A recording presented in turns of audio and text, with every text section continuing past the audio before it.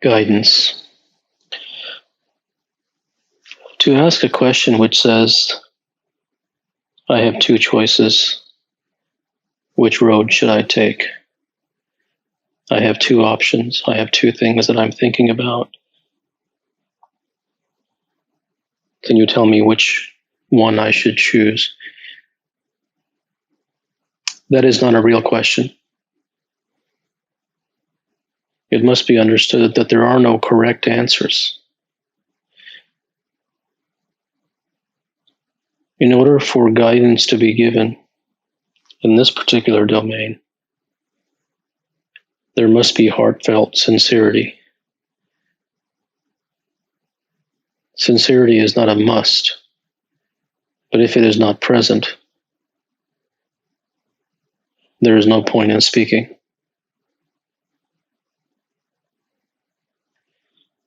General questions about how do you calm the mind? How do I do this? Anything that is prescriptive is not sincere. Therefore, there can be no guidance. I've heard you say on a couple of occasions that repeated exposure to the truth is what's necessary in order to rewire the brain. And I've experienced that to some level through your work. I've invested in some of your direct truth podcasts, and they've been really helpful in getting a better understanding. My question is, for myself, your work is the only place or source for me to expose myself to the truth. What I wanted to know was, where do you go to expose yourself to the truth? Do you visit your own work that you've done in the past to expose yourself, or is there something else that you're immersed in order to expose yourself to that truth on a regular basis? My exposure comes from the dedication and the devotion to the truth. And because of that dedication and devotion, there seems to be a place that has no name from where it comes. And that source, that well, whatever it may be, and from wherever it arises, that is what I consult. Is devotion, dedication, desire with a capital D, sincerity, is it a choice? People who are a person who is dedicated to something, it doesn't come through a choice. It usually is something that is visceral and most of the things that are truly otherworldly in this lifetime for any human being are generally not the things which they choose, but which choose them. A human being is always chosen when it comes to things of purity and devotion and genuineness, sincerity, all of these things. How do facts tie into the truth? Words are dangerous because each comes with their own definition as to what is a fact and for what is an opinion and what is a belief and what is truth. Generally, those who look for facts are looking in the material world, they're looking in the phenomenal world, in science and literature and research, and those kind of things. That's where facts tend to reside. The person who is looking for the truth is not beholden to science. He is not beholden to laboratories and research and things the limited things that a human being fabricates, or even in the limited means through which they discover things in the world. So the truth is much more fundamental and far-reaching than something that is simply a fact. Can guidance be distinguished from advice? Once again, these are more words. There's no definition to these things. Can I ask one more question? Yes. So what I have seen is that it's absolutely true that whenever I was sincere, guidance did come to me. but sometimes I ignored it because of, my general sort of suspicion against advice and prescriptions. So I was trying to understand, is there a way where like I can be better at No, kind of I don't think judging? that. I don't think that you ignored it because it was a prescription. I think generally when someone tends to ignore advice, it's, to be honest, advice should be ignored because it is always prescriptive. And the person seeking it is looking for prescriptions, and the person who's giving it is giving prescriptions. So generally, it's ignored because of ego. And just as it conveniently turns out, advice should be ignored because it is always menial and it is never the truth. And unless something is the truth, it can only lead to more problems. When you are given answers, the answers only lead to more questions. Therefore, it's a circular chase. And human beings spend their entire lives chasing, and they never truly find the thing. And that applies to every single human being. And that isn't because they lack the potential to do so, but it is because they believe in answers. They believe in rights and wrongs. They believe that this is the correct way and that is the incorrect way. Therefore, they seek mentors and read books and listen to spiritual people and listen and follow the path of self-help and self-development. And it's all complete waste. Evening, Dr. Gupta.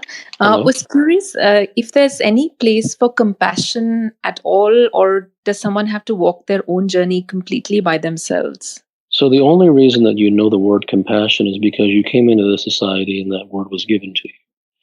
And it was given to you as a way of something good. And what society does is it tells you that, okay, these are the good things and these are the bad things. So look for those things and avoid the other things. These things have no meaning. When the trouble with society, and this is what human beings don't understand, is that society tries to tell you to chase things that generally come naturally. And all these things that human beings chase, they aren't real things. There's no such thing as compassion. It doesn't exist. When the reason it doesn't exist is because the human being chases it. The human being puts it on the wall and says, this is a good thing to chase. I should become that. And then they turn it into a judgment and say, well, I have not been that. I need to become more of that. And all of a sudden, they look at their life and they see, when they examine the clock and they examine the calendar and they notice that 75 years have gone by and they're still chasing the words. A person who chases compassion will never be compassionate enough. A person who chases love and goodness will never be loving or good enough. Whenever a human being lives and worships at the altar of words and concepts, they are signing a contract for failure. Is the truth subjective? No. Does effective, not that it's good or bad, but does effective guidance require a master outside of prescriptions? Not like hammering a nail, but does artistic, like God, is there any such thing? Like I said, had a question in there somewhere. Well, it would benefit you more to not dress up the question into a summary and ask the raw thing that you want to ask.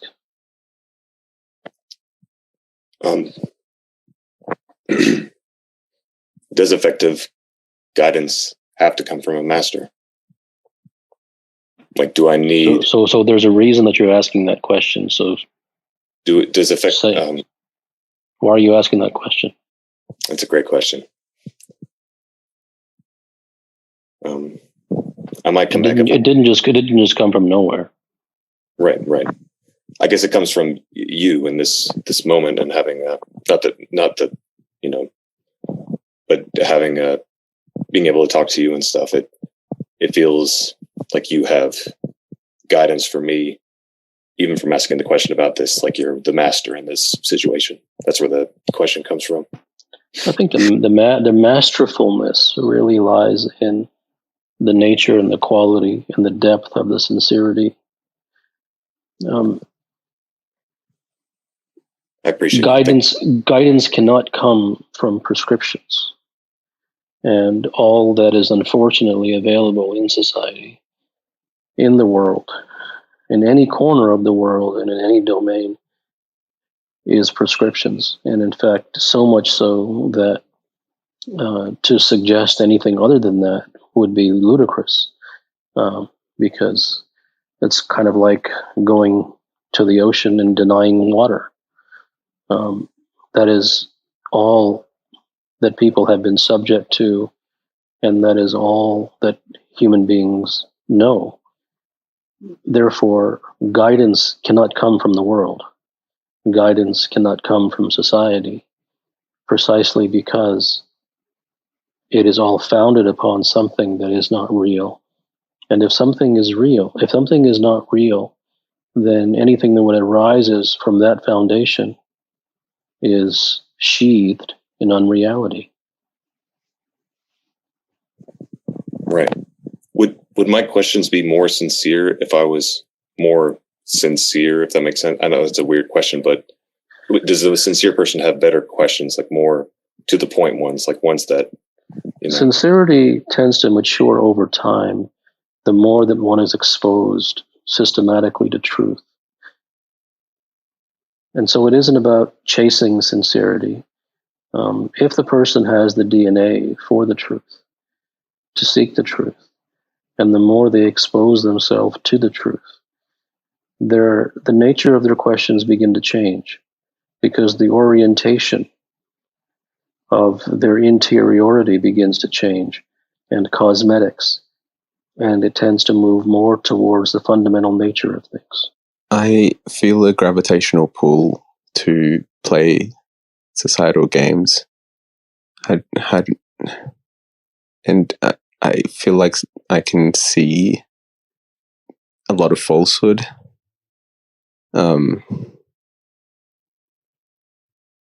But it feels like I have to partake on some level to just, I don't know, get by living in a city. How do I maintain sincerity? How do I? Well, there's no requirement to leave society and to move into a cave. One certainly may if they wish, but there's no requirement to do so. It is not either or. So the sincerity does not live in society. The sincerity lives within a particular human being. Therefore, living in a society does not preclude one from seeking the truth. In fact, living in a society so easily reveals the falsehoods that in some ways it makes it easier to see truth. So long as one understands through some degree of rigorous understanding and some degree of exposure to truth on a systematic and continual basis, that all that he sees in the outside world is false. It is entirely false. And that is not an easy thing to see, because it is natural for the human being to believe that, yes, while I see this is false and that is false, how can everything be false? That just cannot be.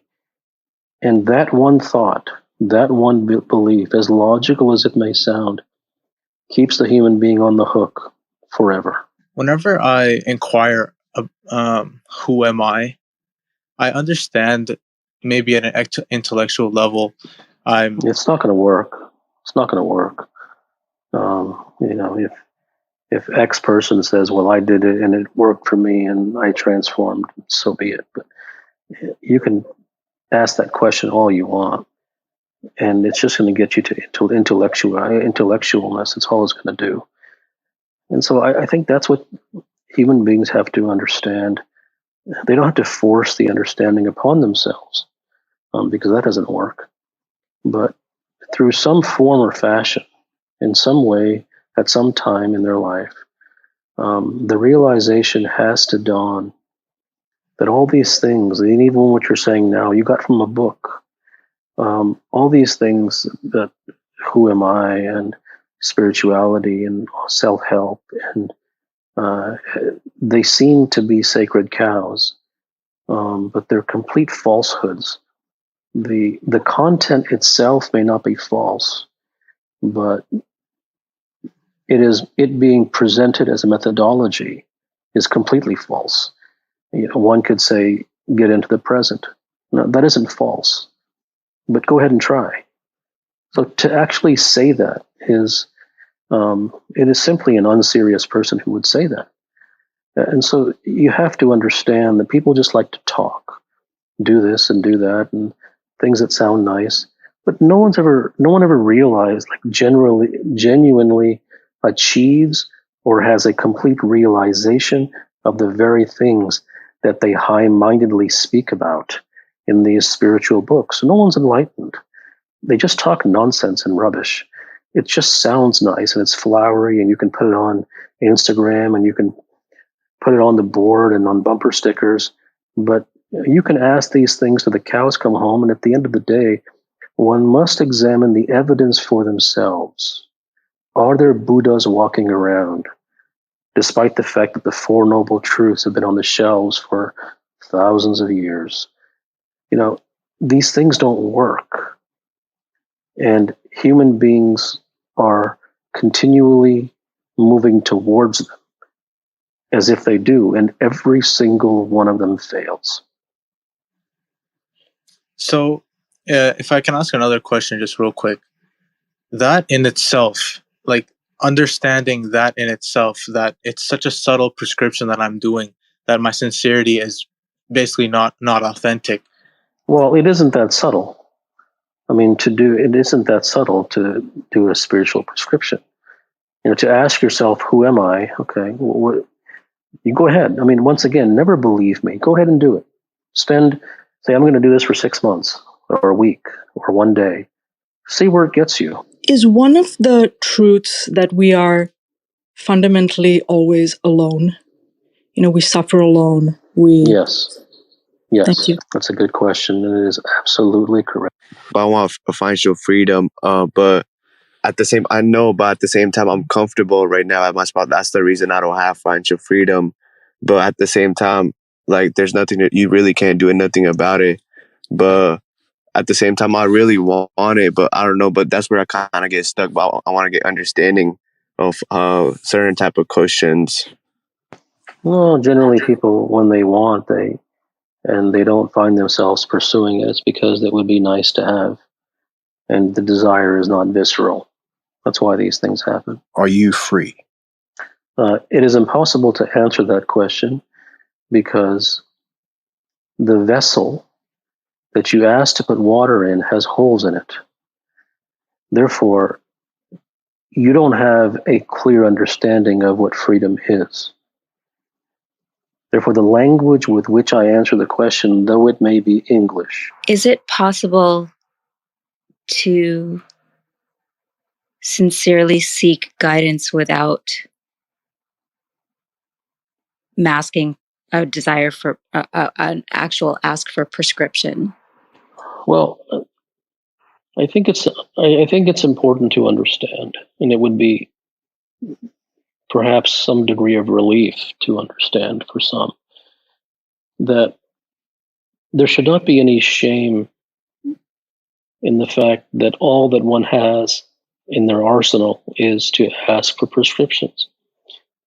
When that is the only thing that you have ever heard of, and that is the only thing that you've ever been taught, and that is the only language that you've ever been exposed to in your entire life, which is basically everybody, then what else can you possibly ask for other than a prescription?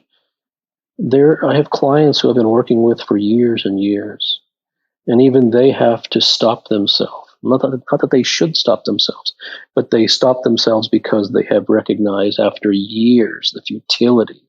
Despite them having masked in their asking, they have asked questions without using the word how to, so that it wouldn't come across as a prescription, even though it was exactly looking for a prescription.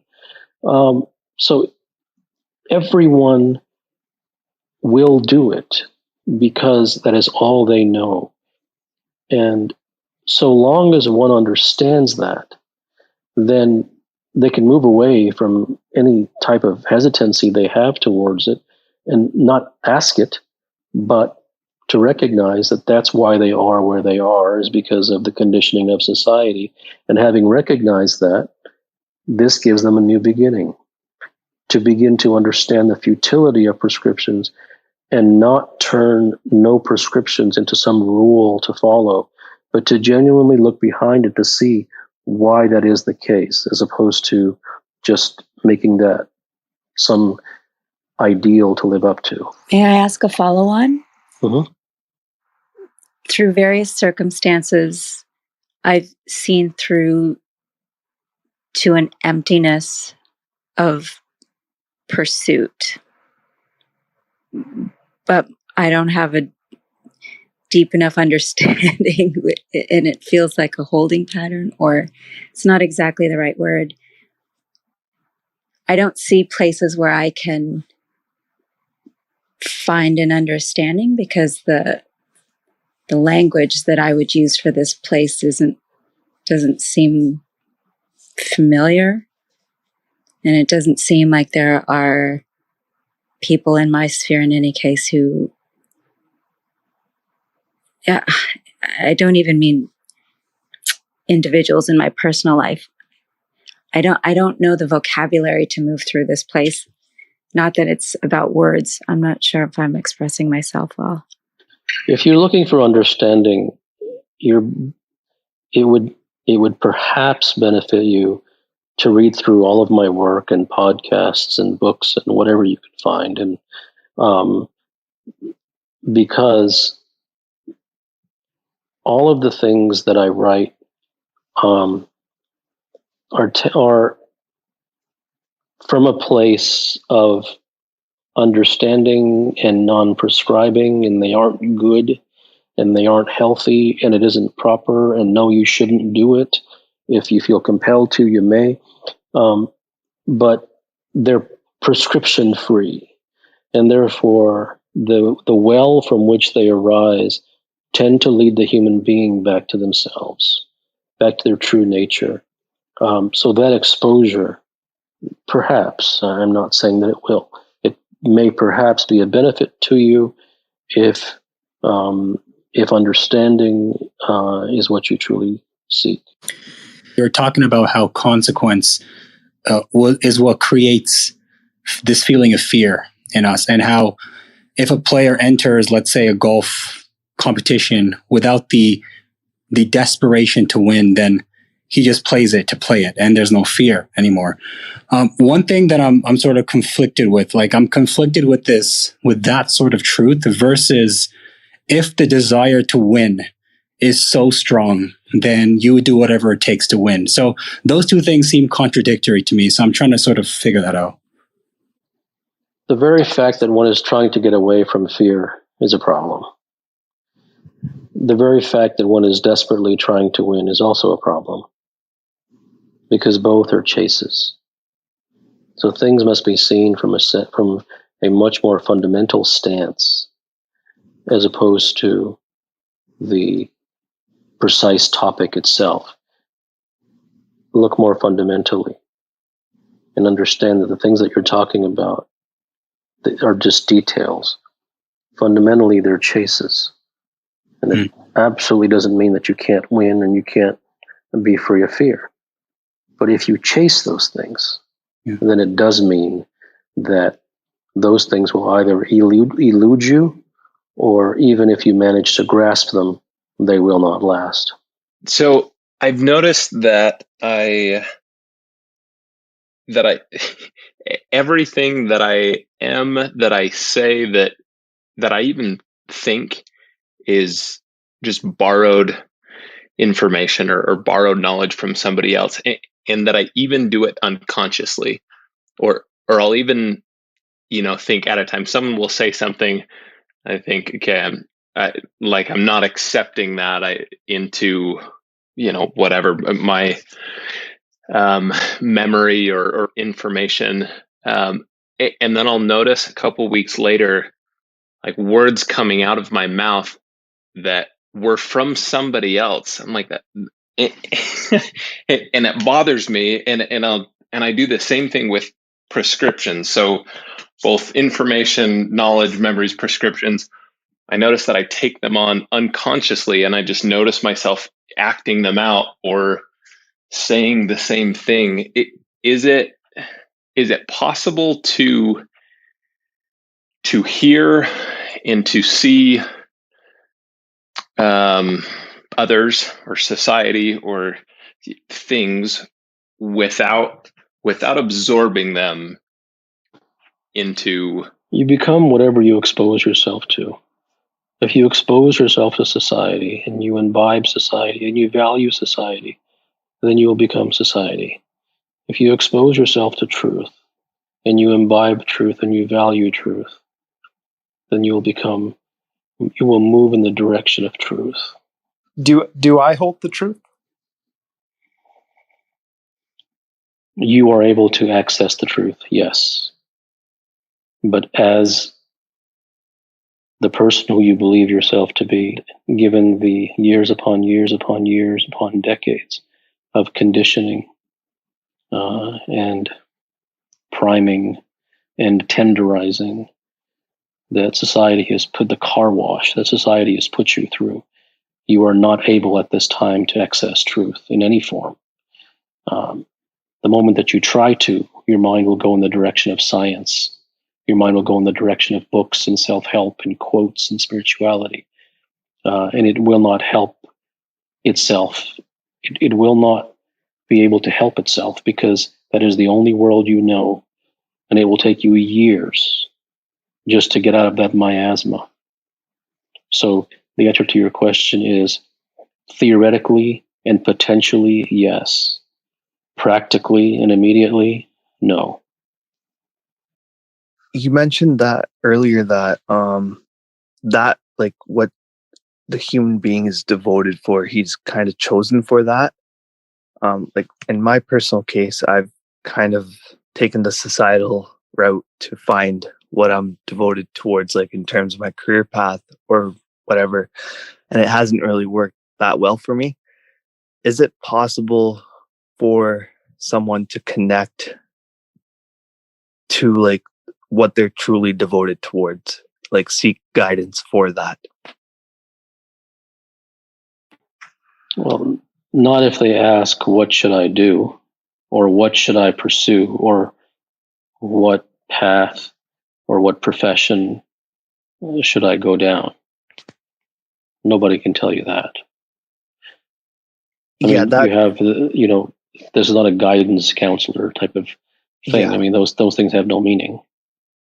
No, for sure, because that's basically the route I'm trying to shed. Like I've shed in the sense that, like, I would read into the societal means of like taking a psychology test or to figure out like a Myers-Briggs to see what I'm good for. And that's all stupidity. Yeah. All of those things. Yeah. All of those things they should all come with a warning label on the bottom, which states for entertainment purposes only. It's all nonsense. It's just a joke. Those are all characteristics. Those are all personality traits. And they have nothing to do with getting to the visceral nature of a particular human being and what he is genuinely desirous of. There's no test that one can take. And that is why a human being must society-proof himself if he wishes to look for the truth, if he wishes to not waste time in his life, if he wishes to truly reach his potential as a human being. He will recognize that all of these tests and all of these programs and doctrines and concepts and strategies that society has put forth are all a flea market, until he looks out his window and sees nothing but neon lights and cardboard and snake oil salesmen. Until that happens, then he will fall for all of those things for years and years and years. And those will obviously be years and years and years, which he will never get back. Could you talk about prescriptions? Are they dangerous for prescriptions or how-tos, methods, techniques, 5-step plans? They do not have any effectiveness whatsoever, and it is the only thing that society is founded upon. That's what prescription means. My question is, in relevance. Yeah, it's in relevance to what the title of this room is. How do we know when something is the truth? There's no test you can take. I mean, if I would say the greatest, perhaps the best way is that if you go to a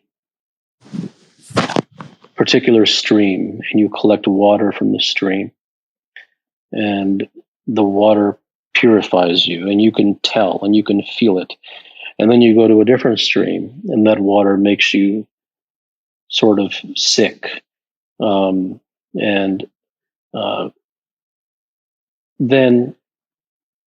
the place where you go, which does something to you on a visceral level, be it radically changes the way in which you see things, not just for change purposes, but it opens up a world to you that inside of you gives you feelings that you've never had before in the direction of harmony, in the direction of sincerity, in the direction of purity, then that tends to be in the direction of truth. So you have to examine your interiority to see what effect did this have upon me? Because the truth, in all truth, is the most powerful force in the universe. And it tends to have a profound effect on human beings. And I think that's what one must monitor and use as their guide. The question I had was, first I want to give kind of a prequel to the question. A quote I recently heard was, the best advice is embodied, and it stayed with me because there was something about that quote that resonated as truth. And when I started meditating on the embodiment of truth, I've reached a lot of blocks. So I wanted to ask if you could explain what the embodiment of truth feels like, looks like for you personally. I would deeply appreciate that. Thank you. There's some things that are just very difficult to describe, and the words that people use and phrases people use, everyone has their own particular meaning of what those things are. And so they make it's very difficult to communicate through the bridge of words, because words have an extreme limitation in their universality across different people.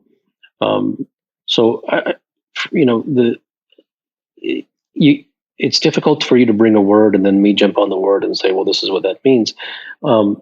There is what I call devotion. And if a human being is devoted to the truth, then it is not an intellectual affair. It is something deep and visceral within them that they can't help but to constantly look for the truth in whatever situation they're in, as opposed to trying to find the answer or the correct thing to do or the proper thing or the right thing or whatever the books and the business books say. Those things tend to have no meaning for them. And what they're always looking for is, well, what is the truth? And so that is a visceral devotion. That's a human being whose interiority is directed and is very much aligned towards seeking the truth. When I discovered your work, I was reading Direct Truth, and I felt a lot of what I was reading in my bones. Like it was different than before.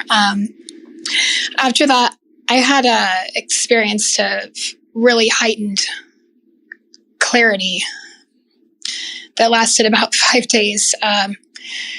Since then, that clarity's decreased quite a bit, and I feel that my devotion to truth is sincere, yet I feel this unknowing or like insecurity since that clarity that I guess had the ability to see has dwindled since that time.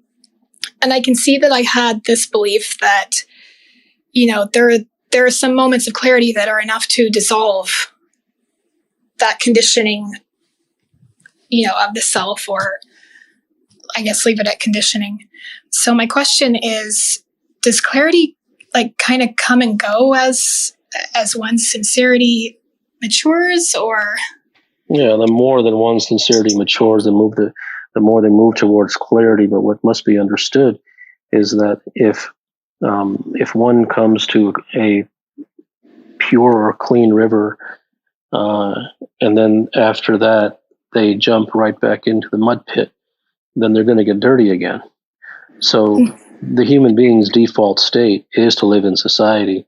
And while it isn't just the living in society, because one can live in society and absolutely seek the truth, but it just so happens that human beings don't just live in society, they inculcate and they imbibe and they believe and they value society.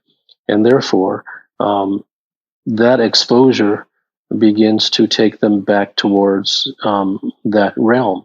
So therefore, whatever things that they've experienced before, given their brief exposure to truth, tends to be washed away because of the re-exposure to all of the lies. Society is nothing but lies, and that's what must be understood eventually at some point, by a given human being, if they genuinely seek the truth. That must come into their viscera somehow, in some fashion, through some means, through some vehicle, and it must come to stay. And until that happens, the reconditioning and the return to the default societal state is going to be the order of the day. Okay. Do you mind if I ask one more question? Okay.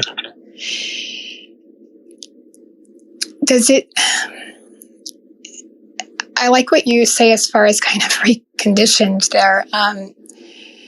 I wanted to use the words that aren't really accurate, but say or ask, is it kind of painful to go back to that? But painful is not the word. It's just, I do not want to, I don't know. I don't know exactly how to word it. I'm sorry. Well, there have been clients who have told me that they'd rather die than go back. Yes. Once a human being tastes truth in any field, and whoever they may be, then all else pales in comparison.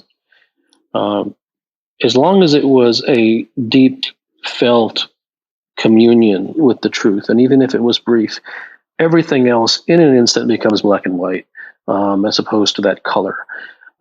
So that tends to be a very common sentiment for those who, who tend to read, I guess, something that I wrote, and I don't like saying that, but I almost feel like apologizing for that. But that is the experiences that I've had from the feedback that I have received from human beings who have read or heard what I have spoken, and it has done that sort of thing to them, which led them to say, for whatever reason, not that they should, that they would rather die than go back to the old way of living and to the societal ways. And that isn't a good thing or a bad thing. That just happens to be what people say. How does one stop having expectations, right? Because in society with the prescriptions, there's no how to stop doing something. I can't tell you go do 17 jumping jacks and 4 somersaults and you'll stop having expectations. There's no how to. There's how do you raise your eyebrows? I mean, there's no how to. How to is a totally false and anemic societal concept which has no merit. It is valueless. It is a scam and a sham. It is completely superficial and cosmetic.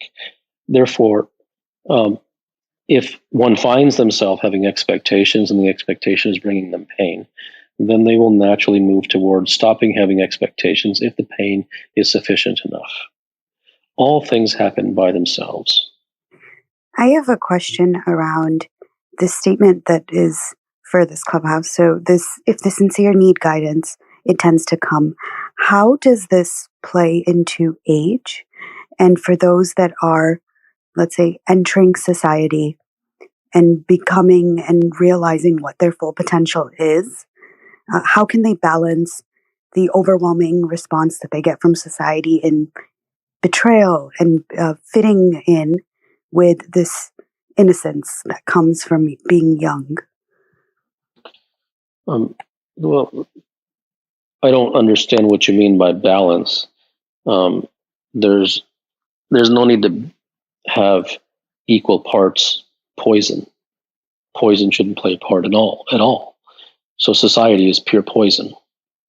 So when one is entering society, one of the most powerful things is for a human being to become wise when they're young.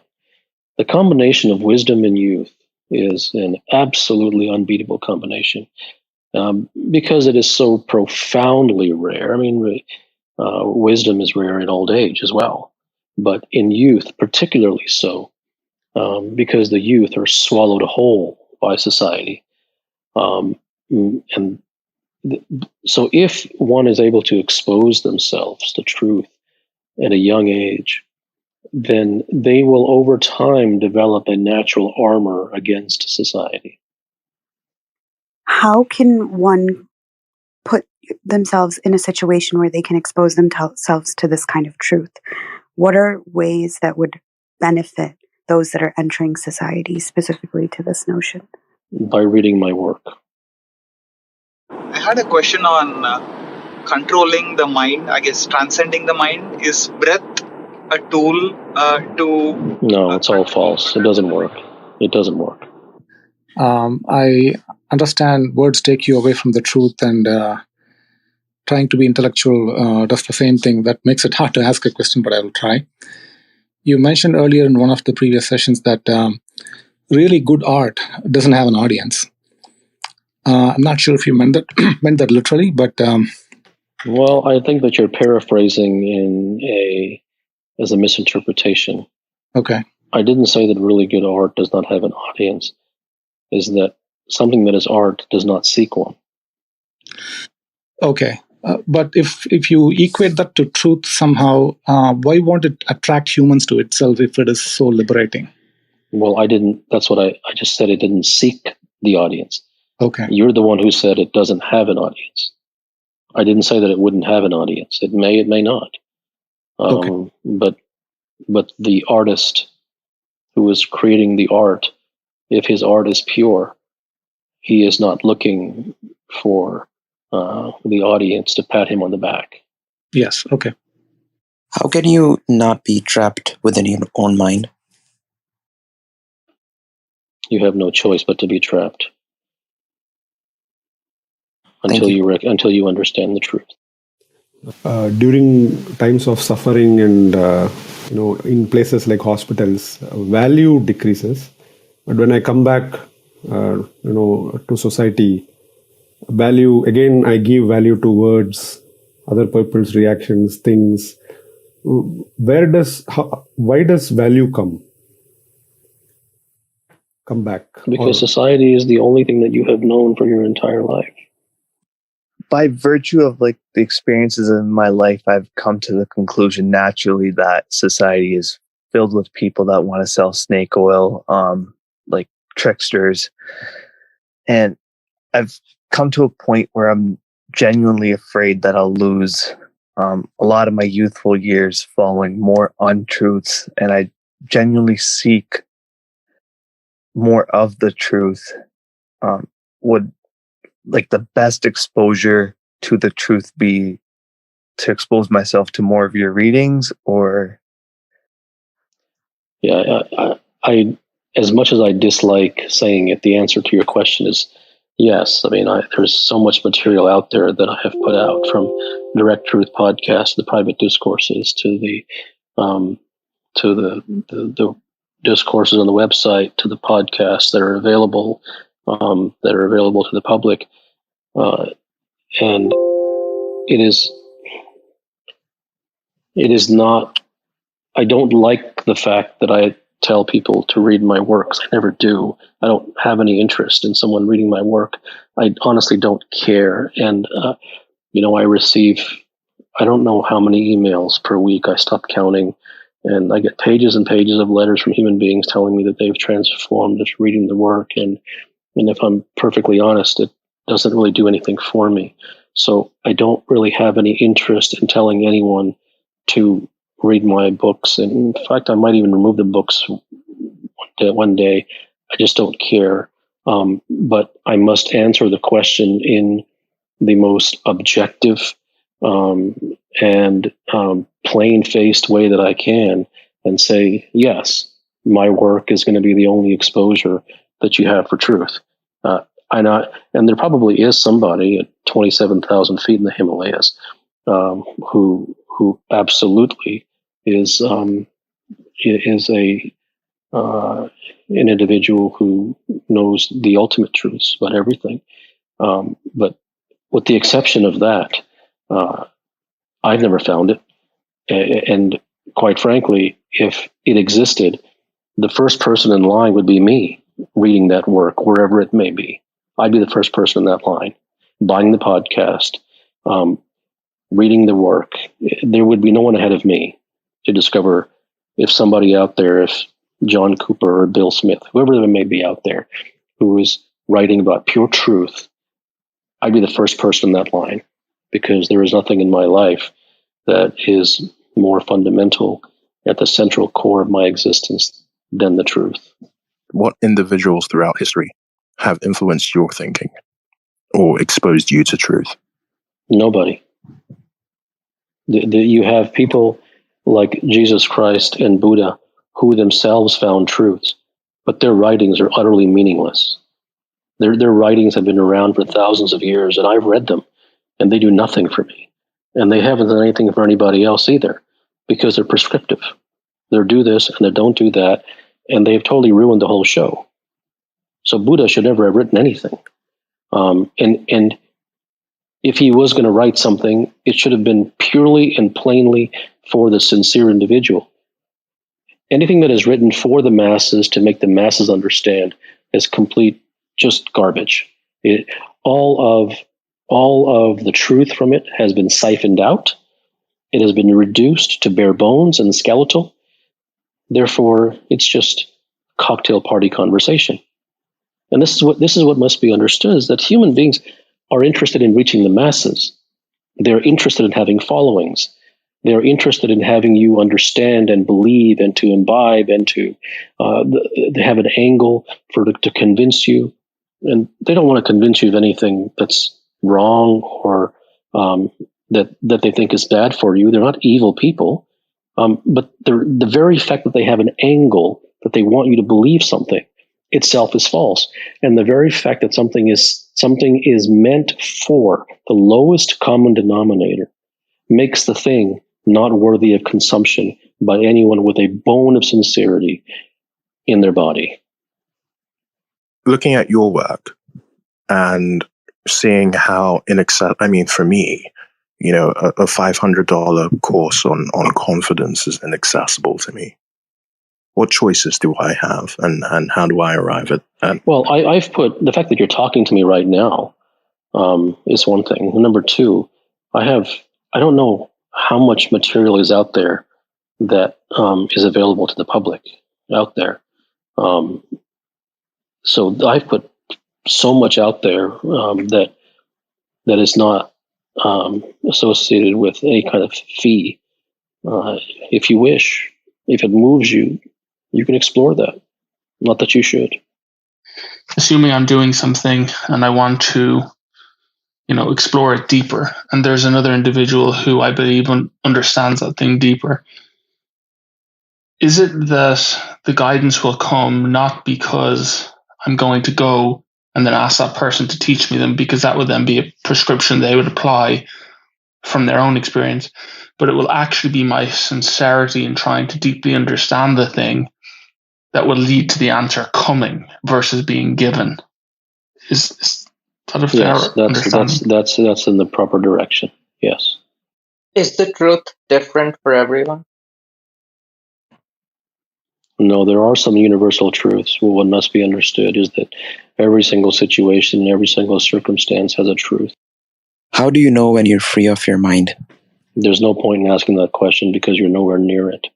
Yeah, so I'm actually an investor. I invest in the equity markets and the secondary markets, and I know you've worked with some great investors who you count as your private clients. So I was wondering, like, is money, what is the truth behind the great investors? Is it like what I feel is it's reading a lot into the subject matter, and that is a big part of this craft. So what have you it depends observed? what you mean by reading a lot.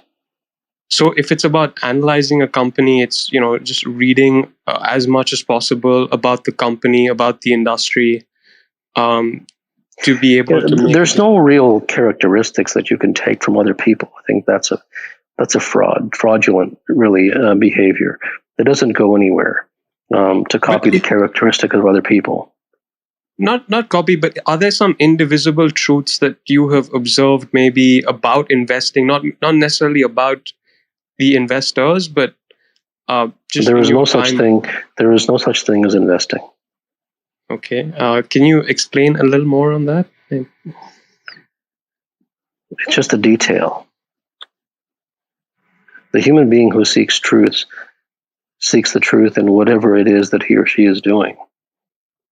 There's no truth that's separate for so-called investing. That's a man-made concept. That doesn't exist in nature. So there's no truth for that versus something else. The human being will always seek prescriptions. He will always seek how-tos. He will always try to find what the other people are doing who are doing it well and try to copy them. None of those things are truth. So it is about finding the truth in whatever one's craft is, as opposed to trying to find a better way of doing it. Could the idea of seeking truth by itself be an abstraction that creates? Yes. If one considers seeking truth because it's good for you or proper or correct or whatever it may be, that's just another way to gain pleasure. Absolutely, one can prescriptionize it. I understand that transcending the mind, there is no how-to for that. I understand that. One thing that I've sort of noticed, though, these past weeks after reading your work and all that, one thing I've noticed is that virtually every action that I do in the day, whether it's checking emails or going for walks or anything, I'm doing them almost unconsciously, as if I don't even know that I'm doing them. And then recently, though, I'm starting to be conscious of that, not because I'm trying to. It's just that I sort of can see, okay, you know what, I am doing so-and-so activity or whatever. Anyway, my question is this, is sort of understanding that most of our actions are done unconsciously, and just seeing that, is that sort of a good starting point to one day, transcending the mind? Sure. Anything that involves an actual realization of something that had no prescription that preceded it moves in the direction of truth. Yes. My question, I asked a question earlier. I think I mentioned that if one were, I say if one, I'm stating I do. I don't expect you to believe me, but if I claim to have sight and have cleansed myself from prescriptions, I asked a question a week ago, and I asked, is the mind preventing me from going after something I desire? So, and you said no, the mind is making you believe that it's in your way. And I guess I gave the example of a specific example is I wanted to discover a truth about a specific situation or thing I'm going through. And I start to think about it and I start to gain some sort of clarity. But my mind actively, I've noticed, If prevents you me. truly attained what you profess to have attained, Yeah. then you would not be asking the questions that you're asking.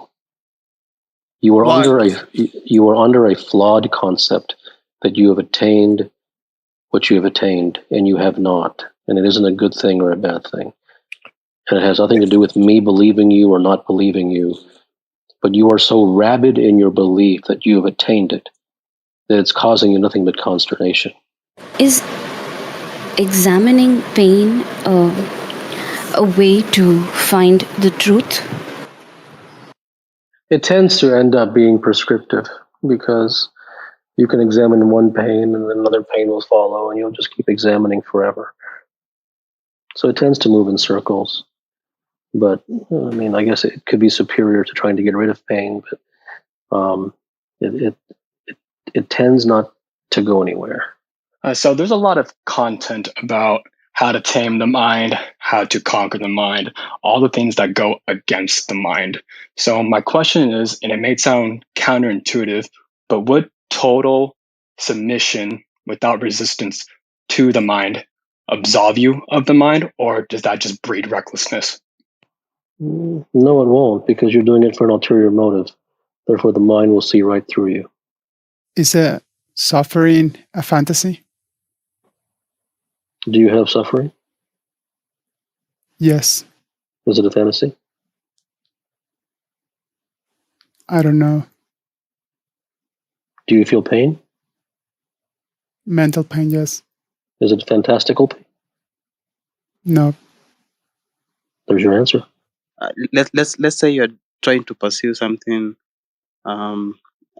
courageous that's different from your peers. How do you have the courage to? There's no how do you have the courage. I mean, there's no store that you can go buy courage. I mean, that doesn't go anywhere. My question is, why do flow states become so difficult to reach? All that you chase is impossible to reach. I'm curious if you've ever needed guidance and if you received it. From God himself, not a human being.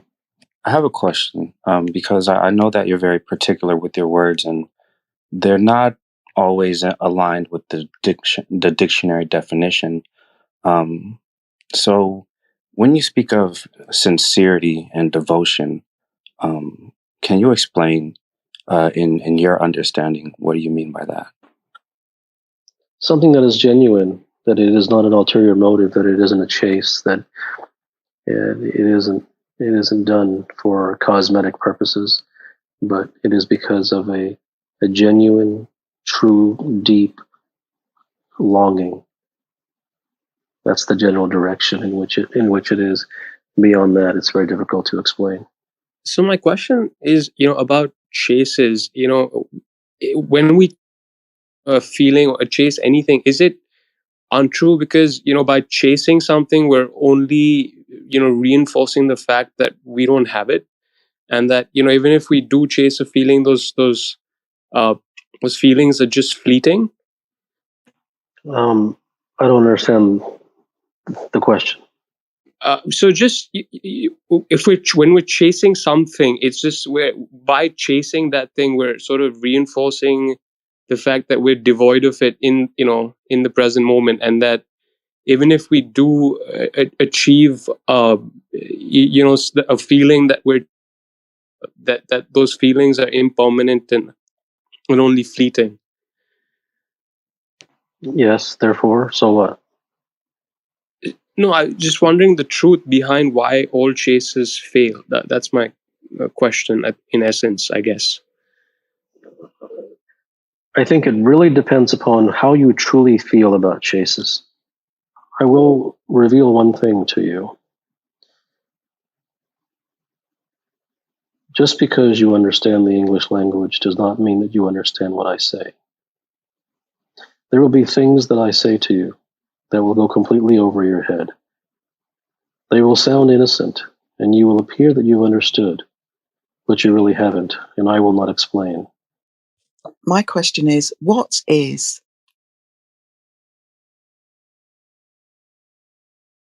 I'm sorry? My question is, what is? I honestly do not think that you're ready for any of these answers. These are all questions at arm's length. They're general, they're spiritual, they have no meaning. They're not going to do anything for you or anybody else. Does physical fitness help to understand or seek the truth? No. Why'd you block me on Twitter, you fucking pussy?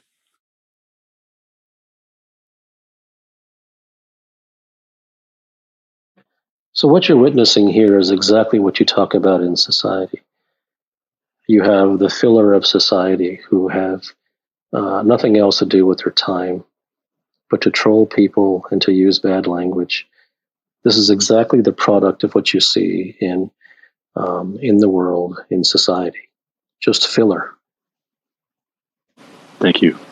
In your writings, you talk about not chasing things, but that a master actually creates the circumstances that a result arises by itself.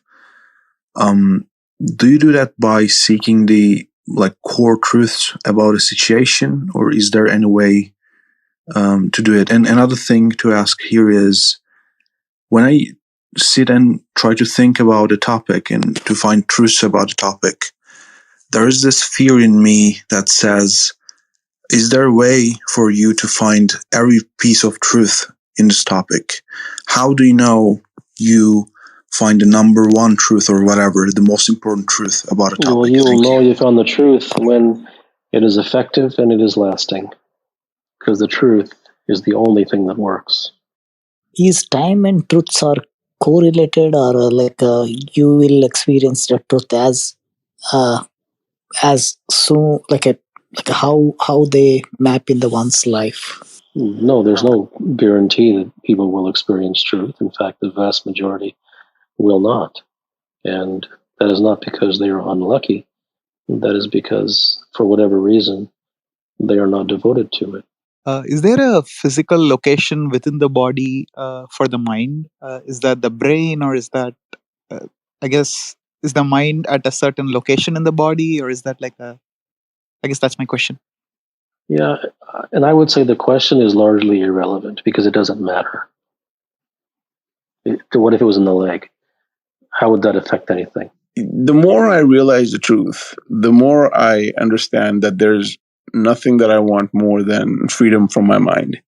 That just is becoming more and more clear by the day. However, what I am now struggling with is that I'm seeing that everything that I've chased over the last few years, everything that I've pursued from my career, has not been what I actually wanted to do. It was just, going around in circles. So I'm not asking for what to do. I'm just hoping that you can expand on what the path to identifying where I truly want to go looks like. So it is a systematic and exposure to truth. I mean, the individuals who ultimately find the truth do so after years of exposure to the absolute truth, and that transforms the individual from within. There is nothing that anybody can consciously or intentionally do, or any action or activity. How does one validate instincts? I think the first thing to understand is that all the things that you call instincts are hidden under conditioning. You bask in the truth alone. I feel like a lot of us are getting that down, but then going out into the world and having enough juggernaut energy to bring that into the world, that's where the struggle is. Well, what do you mean by bringing it into the world? Being the truth as opposed to feeling it when I'm alone, as opposed to then going out into the world and getting all of the world on me, is the the compulsion or if one understands the truth, that he will more easily understand what is a lie. And so the person who understands the truth can walk through lies and not be touched by them because he recognizes them as lies. The individual who is affected by them is the person who believes that lies are truths. All right. So just if I want to be that, or I feel compelled to be that in the world, then do that. And if not, just be it by myself. Yeah, those are all prescriptions. I can't answer any of that stuff. It doesn't do anything. I could say yes to you. It wouldn't do anything for you. Is there anything more after the emptiness of mind in truth seeking? That has no relevance. You cannot ask about something that's in the future and you have no concept of, and then you want to ask what's after that when you don't even know what the thing is after which you are asking.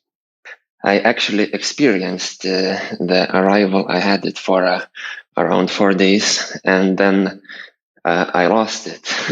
And I was wondering if you could, I don't know, maybe dig a little All bit the into danger will losing come. All the danger will come to you when you try to chase it. The reason that you had it in the first place was because you weren't chasing it, and it arose organically. So whenever you chase those things, they go away from you.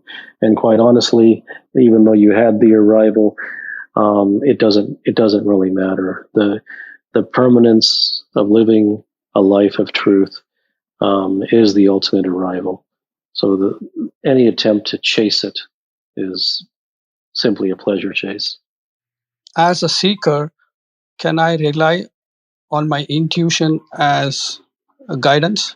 No, because your intuition is hidden under miles and miles of conditioning.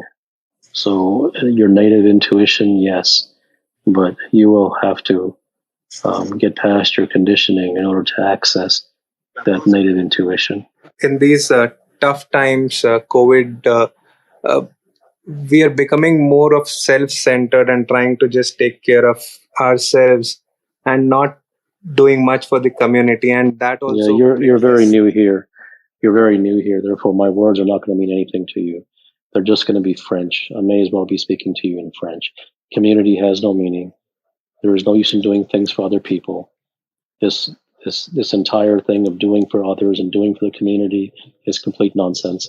At the end of the day, the only person is you.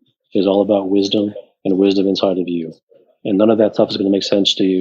It was all meaningless and you're not ready for it. So there's no point in going forward. Do you believe there's any utility in seeking the guidance or seeking guidance from others? Or do you think that has to come from within? Well, even within is another, because you're conditioned. So even when you look within, you're going to hear the voices of quote others, because others live inside of you. So it isn't even within. Sure. It's only available in the truth. So does living alone help remove this conditioning that you're talking about? No, it's not going to, because the vein in which you were asking it is a vein of which, okay, well, if I have a trick in which I live alone, will that work? And the answer is no, because you have an ulterior motive.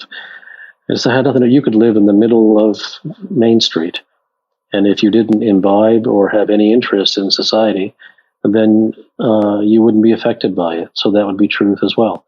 So it has nothing to do with the physical removal of yourself. It has everything to do with how much you value society and the world.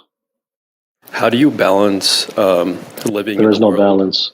There's no balance, and there's no reason to balance living in the world, because the world is complete false.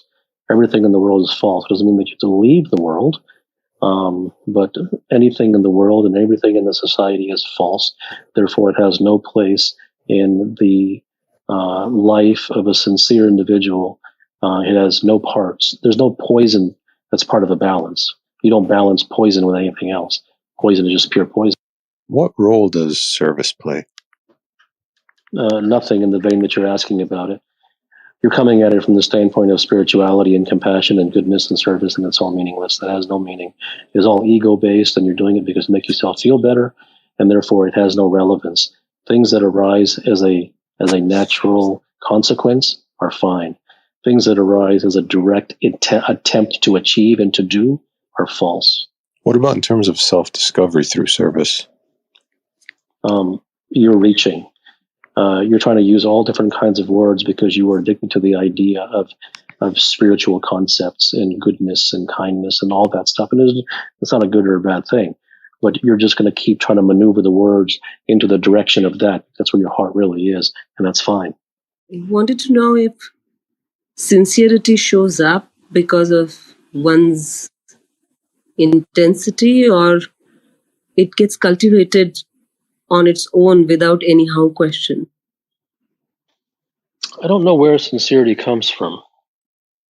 But generally, when an individual is sincere, then they begin to see things, they begin to seek things for the purposes of seeking for the thing itself, as opposed to doing it for an ulterior motive. But where exactly it comes from and why it comes to a particular human being in a particular domain versus another, I don't know. But I guess it can be cultivated if one realizes that without it, there's no chance to achieve any truth.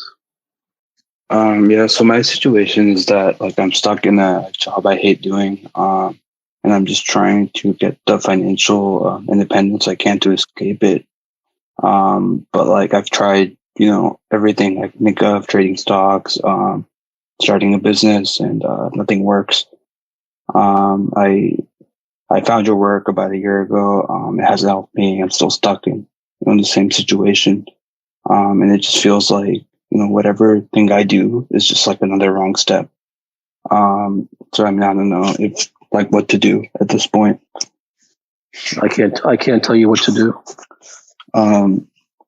What can I do that can help me like solve my problem? You're asking the same question again. I can't tell you what to do. When a human being decides to truly get somewhere, he generally does. With this pandemic situation, I recently experienced a loss of 2 close family members. It's a tangible pain. And how do you cope with that grief? I'm not worried about my own there's death, no way that I can tell you how to cope with the grief. First of all, I'm very sorry to hear that. It's a terrible, terrible tragedy. As to what you can do to lessen the pain, these things tend to run their course, and there's really no one who can alleviate that for you. There's nothing that anybody can say that to try to make you feel better or cheer you up, because these are visceral, real, tragic things that affect the life of a human being. And to try to diminish that in any way would actually be to trivialize what you have actually gone through. So I would not recommend trying to trivialize it, to try to make yourself feel better, or try to feel worse, or whatever it may be. It is the gravity of the tragedy is the gravity of the tragedy, and there's really no getting around it. Thank you. This means a lot. I appreciate it. Sure.